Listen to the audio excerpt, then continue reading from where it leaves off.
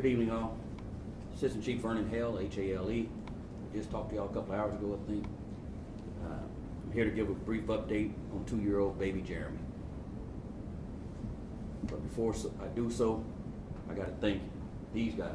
Your homicide detectives they haven't been home and got to see their families asleep. Probably hadn't eaten. I'm gonna probably have to give them a direct order to get out of here. So these guys worked tirelessly, like we promised you, to get some level of closure in this case, but we're not done yet. Second, Chief Aziz often talks about the 50-50 partnership between the police and the community to both prevent and solve crimes. And we asked for your assistance last night, and the community stepped up like no other. They were cooperative, helped our detectives develop information and evidence to get some arrests in this case. Again, you're not done yet. We made 2 arrests, but there's 2 more out there. I'll lastly say, these are the cases we lose sleep over. These are the cases the county executive, the chief of police, myself, and every cop up here lose sleep over. Not just while we're working, but even after we retire. We'll never forget these cases, because children are not supposed to die.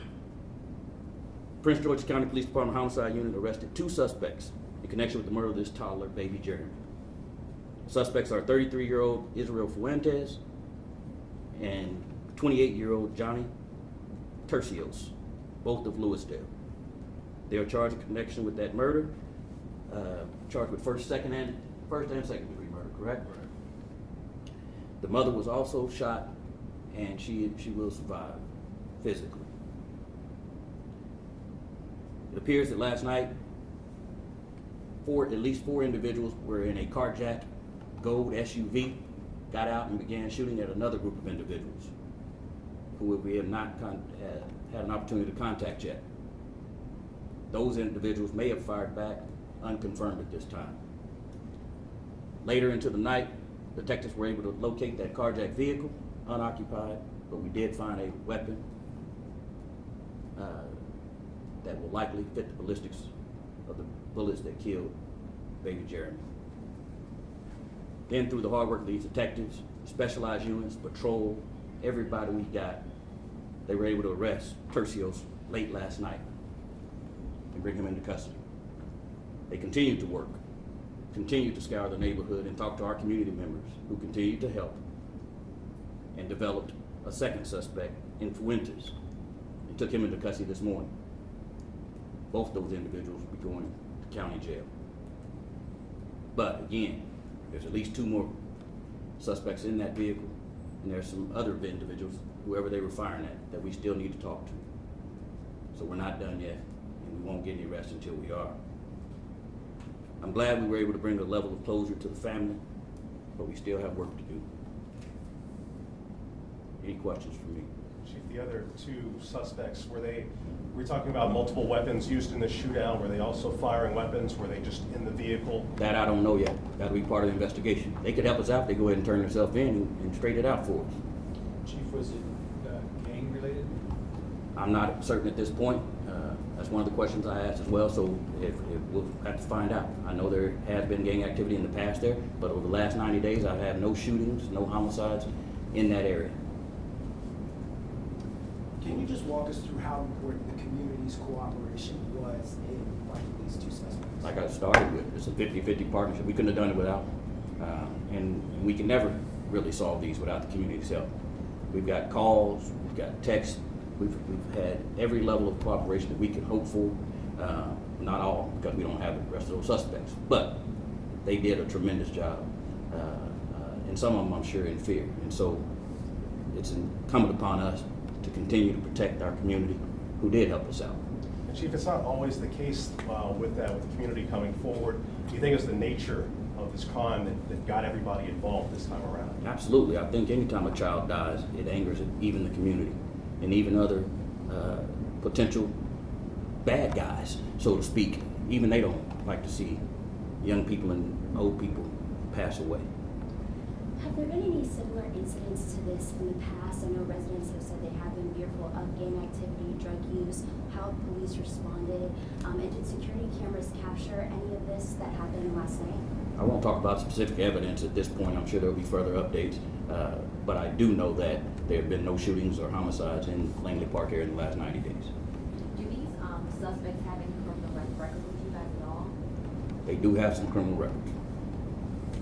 Chief, you mentioned the carjacking involved in this as well. Do you have more information about when, where that happened? I actually forgot to look at the time of that carjacking. I know it was the morning before, but I don't remember exactly where or what time. But just ties all this together. It brings it full circle. We keep talking about these aren't just carjackings. There are so many victims in this case. Let's think about it.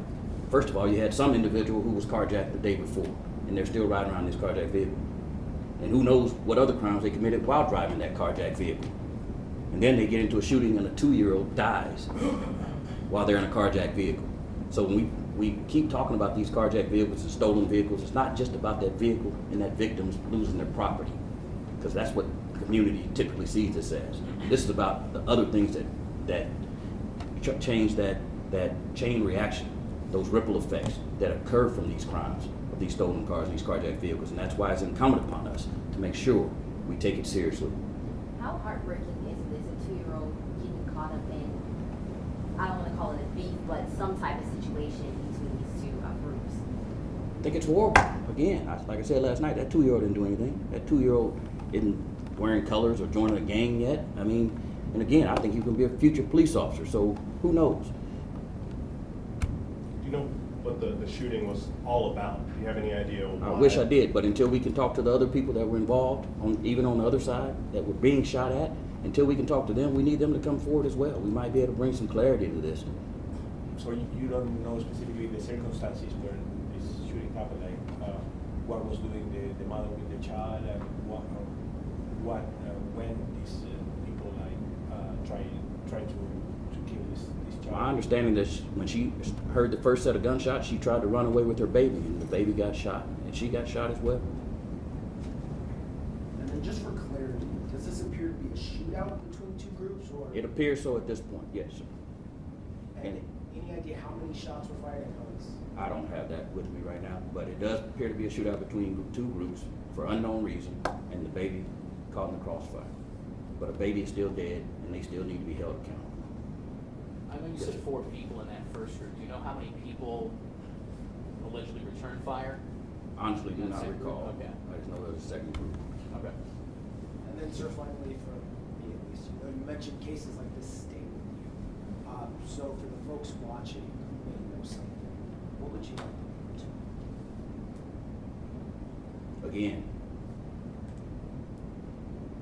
when you think about the chain of victims, from the original carjacking to the shooting victims, to the officer sitting there giving CPR to a 2-year-old with blood on his hands, to what other crimes they committed in between, to the life of this young mother without her child for the rest of her life, she won't get sleep every night either. And this happens when we think these are just property crimes, when we think people are just doing these things because they're hungry or whatever that may be. It creates trauma at a lot of levels for a lot of people. We've got to put the guns down. There are better ways to solve conflict, and there are resources out there for people who need jobs or whatever that may be, but this has got to stop in all neighborhoods.